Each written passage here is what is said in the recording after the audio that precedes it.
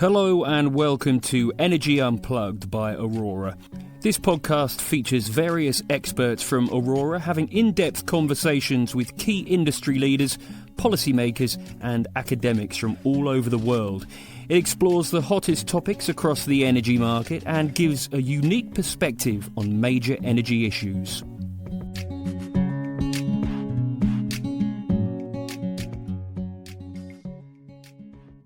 Hello and welcome to Energy Unplugged. My name is Anise Ganbold. I'm the head of research for European hydrogen and global energy markets at Aurora Energy Research. I'm delighted to welcome Catherine Raw as our guest.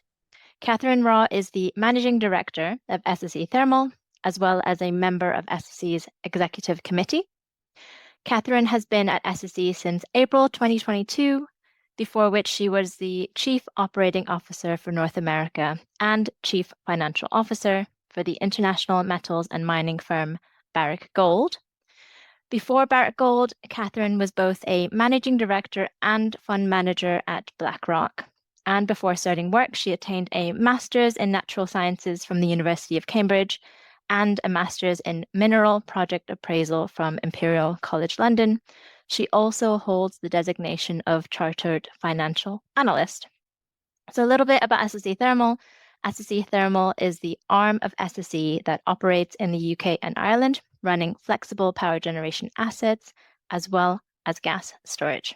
The topic we'll focus on today is moving to a net zero power sector, which is timely because we're publishing this podcast episode during the beginning of the United Nations Conference of the Parties, otherwise known this year as COP28, which is being held in Dubai in the United Arab Emirates. Whilst going net zero is a global endeavor, like in many things, the devil is in the detail, and what needs to be done is detailed planning and action on a sector-by-sector basis and a country-by-country basis. Therefore, today we'll mainly focus on the UK and Irish power sectors. Starting with the UK, the government has set its carbon targets. Currently, the UK is aiming for a net zero carbon economy by 2050, a target that it set in June 2019. But for the power sector only, it currently wants a net zero electricity grid even earlier by 2035, which it announced in October 2021. Hello, Catherine. Welcome to the podcast. Thank you very much for joining. So the first question that I have for you is on the UK targets. What do you think of the targets? And what are your observations on progress towards these targets? Well, thanks for having me. And on that question, we welcome these targets. I think it's hugely important and encouraging that we've got cross-party consensus on the need to decarbonize the power system. And actually, when you look into the detail, there's pretty much broad consensus, whether between the Conservatives and the Labour, on the technologies required, the roadmap of how to decarbonize the power sector. So on the whole, that's a huge positive. Having said that, targets on their own are not enough. And what we're struggling with when we look at either the current government or potentially even the Labour alternative is the roadmap. Exactly how do we get there, given the challenges and the relatively short timeframes that we're talking about? So the current government, as you say, is 2035, but Labour are out there saying they want to decarbonise the power system by 2030. And so, relative to the target being put out in 2019, progress over the last 4 years has been really quite slow. Some of that's COVID and the pandemic. Some of that is, global economy. But when you think about what has to be achieved, the build out of renewable power that's going to be required, the grid investment it's going to take, the reforms to planning and grid connection that are required, and then the hard to abate final 10-20% of flexible technologies that are required, actually starting to build the infrastructure, or not only build the infrastructure, put the policy and frameworks in place, negotiate the contracts in order for the projects to then take FID, and then actually build the infrastructure and then get these projects up and running. When you look at all of that timeline that's required, 2035 looks ambitious, let alone 2030. Excellent. So I've picked out a few pieces from my colleagues in the GB Power team. Incidentally, they are currently working on a report that they'll publish next month on the Great Britain's pathway to net zero. And you mentioned all of the challenges that it will take to get to net zero. I've pulled out a few numbers that we have from our net zero scenario. So we're expecting power demand to increase quite a lot between now and 2035 in our net zero scenario, where power demand will increase by about 50%. And we have solar, onshore and offshore capacity combined almost trebling, and peak demand also growing as well. Of course, what you mentioned is a lot has to be done on renewables as well as planning and grid expansion. And with this kind of growth in demand and renewables, one of the key missing pieces that I've seen SSE Thermal working on is this sort of low carbon flexible generation that many people kind of ignore, but is so essential to meeting power demand as well as allowing for this growth in renewable powers and renewable power generation capacity. So I think this is a good segue to your plans, Catherine, and what SSE Thermal is doing. Could you explain what SSE Thermal is doing in terms of flexible power generation and its plans? Absolutely. So as you say, we've got a bit of an insight as SSE into the electricity system and what's going to be required to stabilize it. So I'll do a bit of a plug for SSE at the moment. We're building the largest offshore wind farm in the world in Dogger Bank. We've just energized Sea Green up in Scotland, so that's now operating now, another offshore wind farm. So what we see is the increasing impact of intermittent renewables generation on the system, and what are the implications of that, and how do you keep the grid stable? Because we can see, fluctuations, oscillations in the grid. You can see the requirement for inertia. All of these things we get an insight to as operators of the system, as operators of renewables, but also as operators of current gas power stations. And so when you think about the future and you think about an electricity system that's going to be, significantly dependent on renewables generation, be it wind or solar, you then say, okay, so what's your backup? What is going to provide the power when the wind's not blowing and the sun's not shining? What ultimately is going to provide the stability and the inertia services to the system?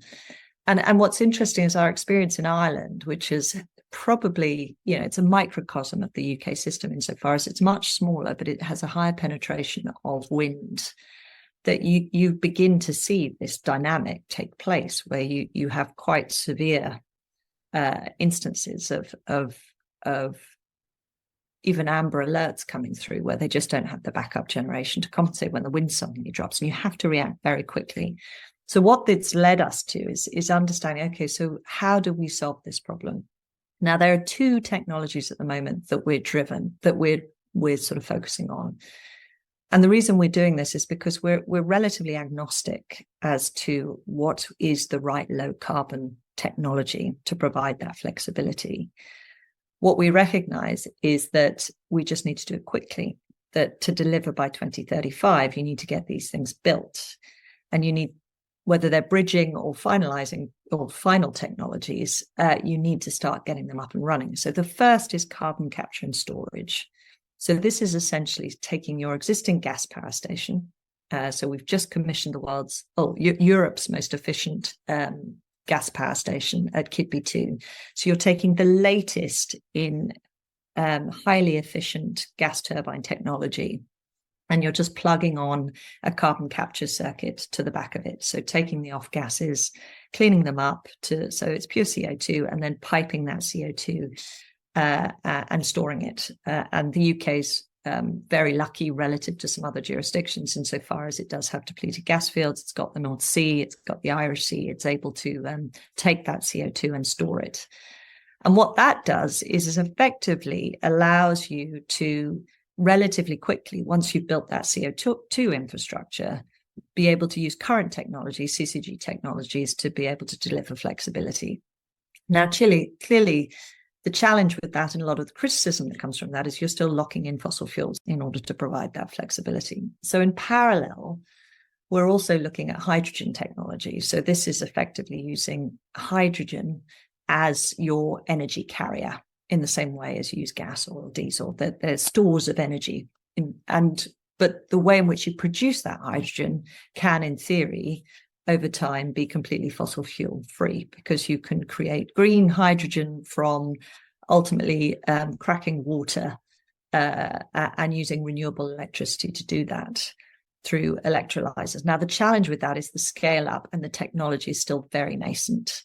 And so in the interim step, you could potentially use blue hydrogen. Blue hydrogen is breaking methane, so again using gas in order to create hydrogen, but it could give you volumes in the near term to prove hydrogen to power, to ultimately build out the necessary power stations to provide flexibility at scale, but over time could become completely fossil fuel free. So those are the two technologies that we're looking at to be able to provide that backup flexibility to a renewables-led system. So we have two CCS projects, power CCS projects. One is located in the East Coast cluster. This is KIDB3. So it's in the Humber, and it's part of the industrial cluster process, the Track 1 strand, which has already identified that the HyNet cluster on the West Coast and the East Coast cluster will have this necessary CO2 infrastructure. So KIDB3 is one of them. And then the other is Peterhead CCS, which is located up near Peterhead in Scotland and is part of the Acorn Scottish cluster. So those, which has been announced as a Track 2 cluster along with Viking. So those are our two CCS projects. We've also just submitted two hydrogen projects. One is a co-located hydrogen electrolyzer project up at Gordon Bush. So this proves the archetype of taking renewable wind, a renewable wind farm, and deconstraining it effectively, if that's a word, reducing the constraint, because when you don't need the wind power, you can use it to generate hydrogen via an electrolyzer. So effectively, you're taking advantage of low electricity prices to produce hydrogen. So that's one project. Another project, which is really to prove the value chain of hydrogen, is the Aldborough Hydrogen Pathfinder project. And this is looking at an electrolyzer, one cavern of gas storage, and an OCGT that will be powered off hydrogen. And the purpose of that is to illustrate the system value of storage and ultimately being able to justify hydrogen to power, given it's relatively inefficient. Producing hydrogen from electricity to then burn it to generate electricity doesn't really make much sense. But what it does allow you to do is load shift. It allows you effectively to use your storage as your buffer to store hydrogen. And so being able to do that at a proof of concept scale, so significant, we're talking about a 35 megawatt electrolyzer and a 50 megawatt OCGT. But what it does is effectively say, well, how could you scale this up over time if you have sufficient volumes and you have sufficient storage, which ultimately then sets up for some of our longer term projects, which would be fully hydrogen enabled CCGT, as well as hydrogen storage at Aldborough, with the potential of 320 gigawatt hours of storage as a first phase, and even growing that significantly to over a terawatt hour over time. So that, in a nutshell, are all of our projects that are really to try and drive the concepts of CCS and hydrogen in the UK. And then just finally, we do have two contracted projects in Ireland, which illustrate the same strategy of trying to identify what are the bridging technologies that will allow us to reduce the level of carbon in current operations, but given uncertainty and lack of infrastructure over ultimately what is the low carbon technology. One of the things we're doing in Ireland is biofuels, so hydrotreated vegetable oil in place of diesel, to operate peaker plants effectively that will be hydrogen ready. So the turbines will be able to take hydrogen, but Ireland at the moment doesn't yet have any policy on hydrogen, and also lacks the infrastructure. It's further behind the UK in terms of driving hydrogen as a low carbon flexible source. Great. So you've mentioned three pretty big topics. So I wanted to go through them in turn. Power CCS. So obviously we've had power generation using natural gas for a very long time. We've had carbon capture and storage, mainly in industry, also for a very long time. So it sounds like a magical solution to put those two together. What are the challenges, or what do you need to really get those off the ground, and how could they help us? Will they be here in time to reach the 2035 targets, Power CCS? That's a big question. So what are the foundations in order to get Power CCS by 2035? So the first is infrastructure. So in order to be able to even build and deliver a Power CCS project, you need a pipe to connect to. So we're beginning to see the signs of that. Government have committed £20 billion to the first phase of CCS, and that includes, and they've effectively committed to that at HyNet and East Coast Cluster, as I've said. But at the moment, on the East Coast Cluster, those pipes only go into Teesside. But at least you've got some CO2 infrastructure going in.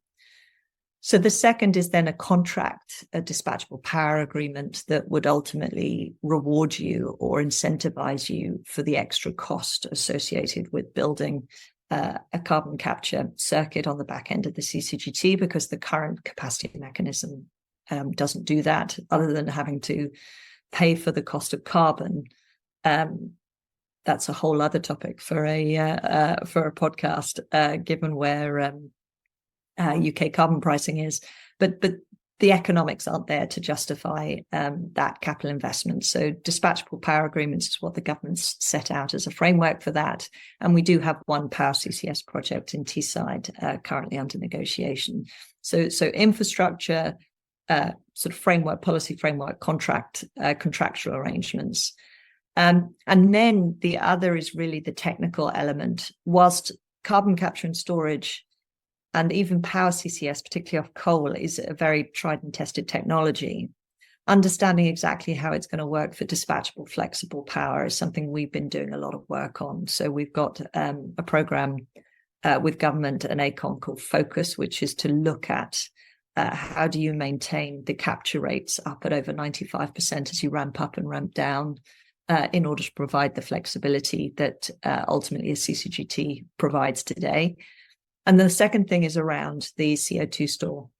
And ultimately, how does the CO2 store cope with intermittent CO2 coming in and out? And how mature does it need to be in order to be able to cope with that? And that's a whole other topic in terms of geological challenges associated with the CO2 stores. But those would be the three elements. So infrastructure, financial frameworks, and incentivization, and then the third is the technological aspect of it. But I would say in all cases, what we now have is a pathway. We now have reasonable maturity.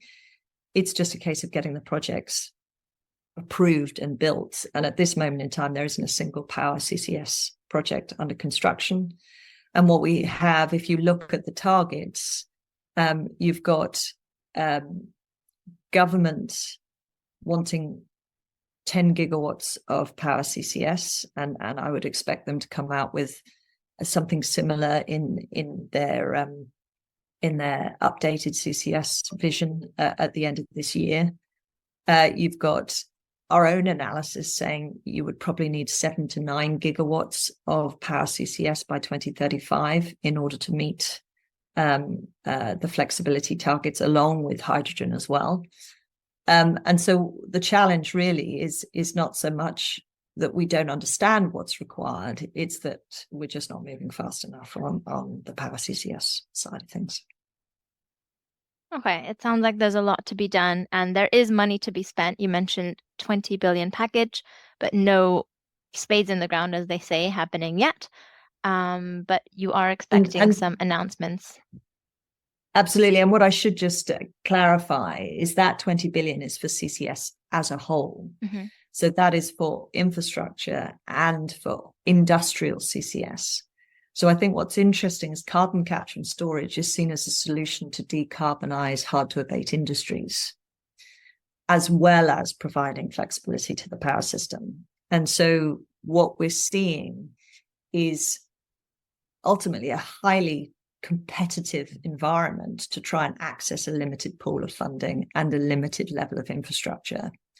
And so the big question mark is, where does power CCS sit in terms of priority over the next 5 to 7 years, relative to other industrial uses? So whether it's blue hydrogen or whether it's cement or other hard-to-abate industries, that's going to be a big question mark, I think, for government policy over the next, like I say, 5 to 7 years.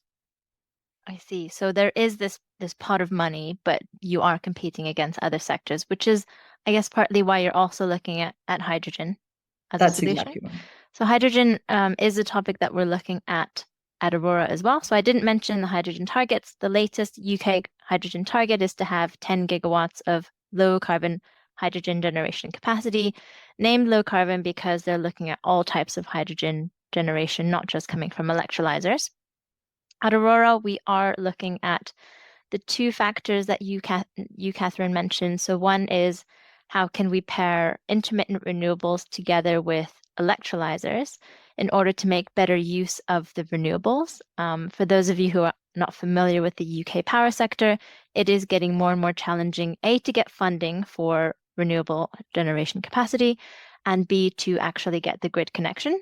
Very long waits for grid connections. So sometimes it might be possible to have renewables paired with an electrolyzer in order to have an attractive internal rate of return for the combined projects, and potentially also achieve a pretty low cost of hydrogen production, hopefully low enough, maybe combined with subsidies, to make it attractive for users of energy to start using hydrogen as a fuel.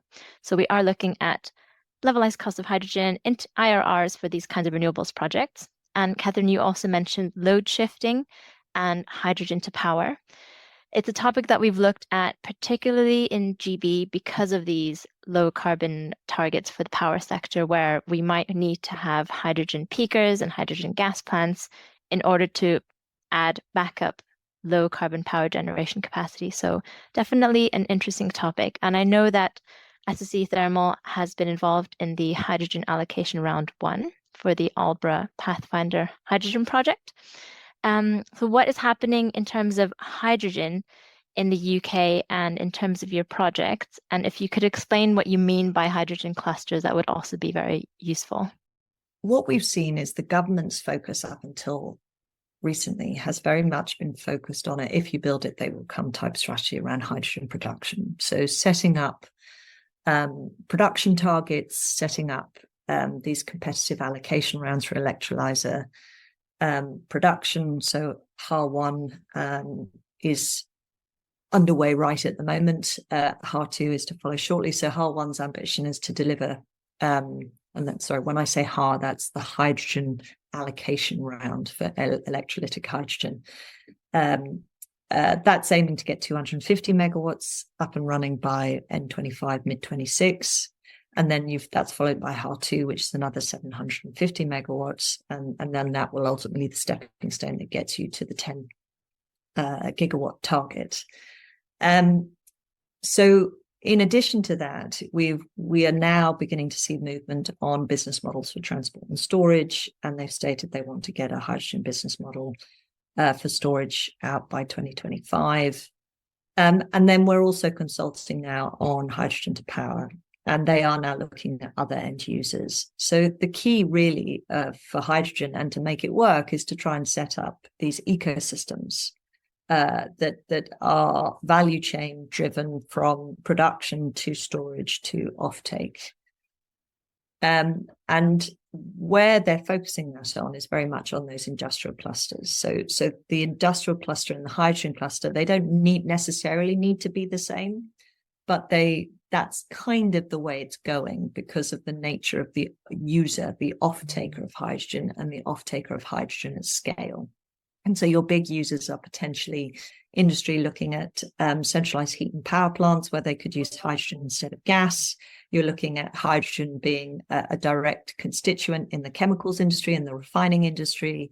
And you're looking at things like hydrogen to power, where you're burning hydrogen instead of gas. So that's why it's often now moving towards the industrial clusters. The other thing that we've seen is that the gas storage that exists, salt cavern storage, not coincidentally, is also located near some of these big industrial clusters, because, you know, the origins of the gas economy coupled these two things together. And so it's not a surprise that a hydrogen economy, you would also need to see these things coupled together. And so that's where we're seeing the potential for hydrogen storage, both in Cheshire and also in Yorkshire, where our assets are. So that's what you see at hydrogen clusters. I think what's more complex is the question of how do you then scale that over time, because other big users of hydrogen, potentially the transport industry, potentially the aviation industry, aren't necessarily located where those industrial clusters are. So then you're looking at a network of infrastructure and potential hydrogen pipeline infrastructure, and how is that going to scale up over time? So these are big topics and require big regional planning and strategic planning. And it all needs to be done incredibly quickly, again, in order to be able to achieve these decarbonisation targets. But I think what we're beginning to see is the collaboration of industry and different industrial users coupling with obvious locations of where you can see production and storage coming from, that is creating natural clusters. Yeah, that's partly what we're seeing as well, because we did a study on hydrogen transport and hydrogen storage, and you can't just look at the levelized cost of hydrogen production. You might get relatively low costs, but once you need to factor in transporting that hydrogen to a hydrogen refueling station, or trying to deliver hydrogen on a flat production basis to an industrial user that really needs Monday to Sunday, every single hour, the same amount of hydrogen, you need to add in potentially hydrogen storage, like from Aldbrough. And that can add up your costs a lot. So really, to keep the cost down at the beginning, before we have some sort of liquid, fully ready hydrogen economy, these hydrogen clusters are really the most feasible way, technologically, but also economically, to make it worthwhile to start using hydrogen in your sector. Going back to the Irish plants, so you have those two Irish OCGTs that won in the T-4 allocation rounds. So they're called Tarbert and Platin. So I understood that they'll both be OCGTs running on hydrotreated vegetable oil, or HVO for short. They'll be online in a few years' time. And it sounds like a magic solution to be using 100% sustainable biofuel to produce power. Obviously, that's in Ireland. So why isn't it the right choice for the United Kingdom? Well, the real problem is scale. And Ireland is a much smaller power market than the UK. And when you look at the capacity gap and what it requires these OCGT peaker type plants rather than large scale flexibility in order to fill these short-term gaps when the wind's not blowing and when it doesn't have sufficient resources, or it needs backup in case, some of the CCGTs go down. So we also operate Great Island as CCGT in Ireland. And so what we effectively did, and the government, as part of the sort of consultation and planning, is understand, okay, what exactly is it that the country needs in order to meet its flexibility requirements over the next decade. And so then you say, okay, what you're looking at is OCGTs that aren't likely to be running more than 500 hours a year. So they're just there for those cold, dark nights when the wind's not blowing and you need to be able to keep the system stable. And so on that basis, HVO did seem a good solution, because you're not looking at ultimately using this as a continuous baseload type feed source. And one of the key things for us is being able to guarantee the sustainability of that feed source. So for us, it was a neat solution to a very specific problem in Ireland. What it also allowed us to do is take existing technologies that don't have the same first of a kind risk to them and apply them quickly under the existing mechanisms that already exist in Ireland. So we weren't requiring policy change or policy incentives in order to support that technology. We were able to take OCGTs that have already had testing on hydrogen. So they're already able to say they're hydrogen ready. So what, we've won these contracts for 26, 27 time period, so we can take existing technology that's already been proven by the OEMs as hydrogen ready, that is also able to cope with HVO and the spec of HVO, and we can build them now. So this challenge, and it's very illustrative of the challenge for any of these technologies, is that there's an order in which you can do things. There's no point just coming out with an incentive mechanism if the technology isn't there to feed into it. There's a feedback loop in all of these things. And so what we've done is taken where the technology is currently advanced sufficiently to date. We found a feed source that still allows it to be lower carbon than our existing. We're still running, as I said, a gas power, a CCGT, and we run other distillate peakers embedded fleet. What we're trying to do is, with each step, with every new build that SSE is building, it gets us closer and closer to this net zero pathway, while still delivering ultimately what is the power trilemma of affordability and security of supply. Ireland needs to keep its lights on. It has a challenge. At the moment, they're building emergency generation, diesel generation, in order to just deliver power in the next 4 years. What we're saying is for the period after that, the decades after that, we're able to provide something that will bridge us to ultimately what is the net zero solution, rather than locking in carbon. That's the strategy. So to answer your question more specifically, Ireland is a relatively unique paradigm in which you have a small energy system facing this intermittency challenge that we've talked about, and the need for flexibility backup. The gap that needs to be filled is relatively short hours running, and therefore you're able to source that through HVO rather than needing to scale it up significantly. And it's further behind from a policy perspective than the UK is in any alternative technology. Now, when you look at the UK, the kind of flexibility gap that you have needs flexibility at scale. It can't just be batteries at 4-hour type storage. It can't be small peaker plants across the country. There are periods where it could be 2 weeks of still weather where you need to supply the system.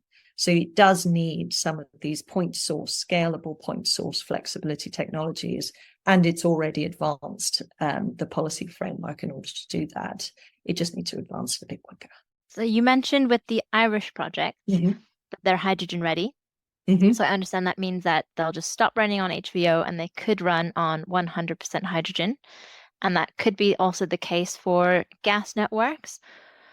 And you mentioned in the term hydrogen ready, would you suggest that any projects being built now need to be hydrogen ready for when we do have a CCS and hydrogen economy?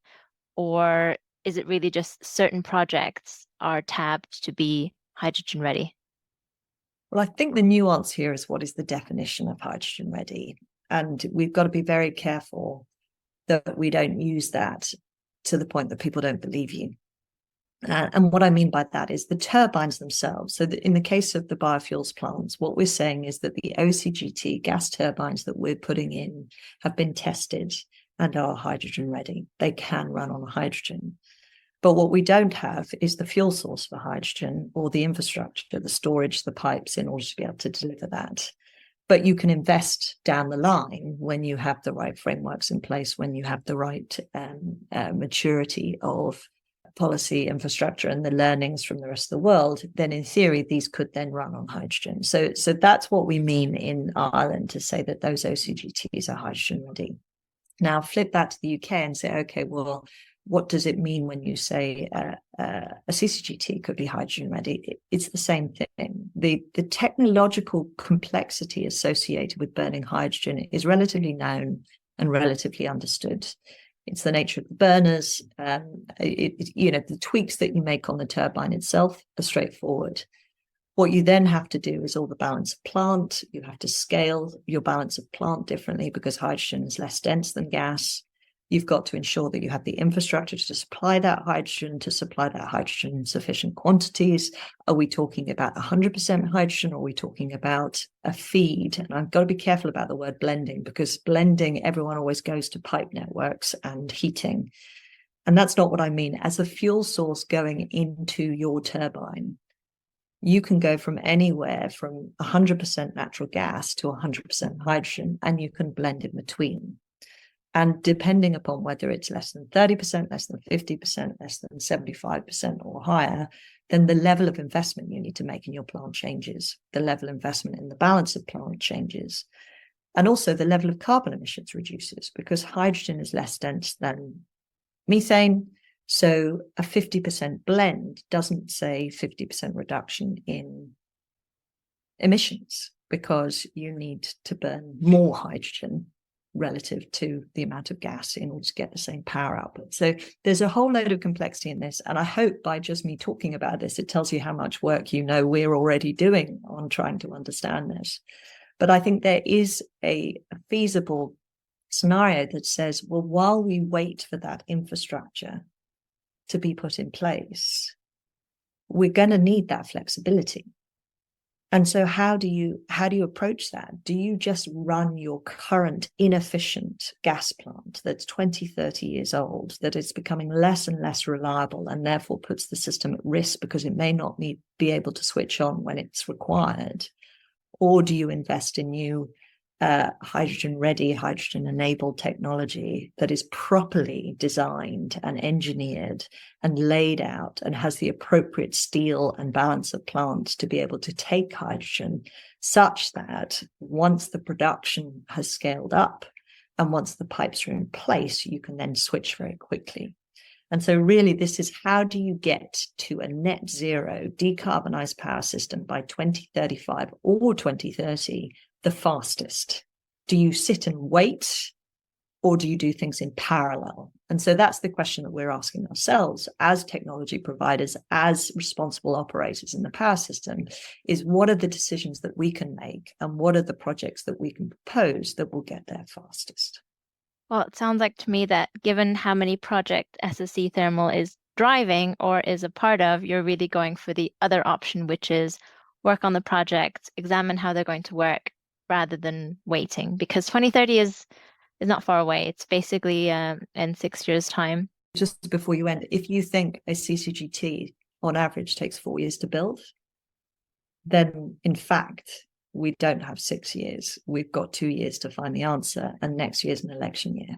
So that removes you 1 year. So this is why, this conversation is so critically timed, is because as we face the next 18 months, we're going to have to be making these decisions in order to get these things built in time.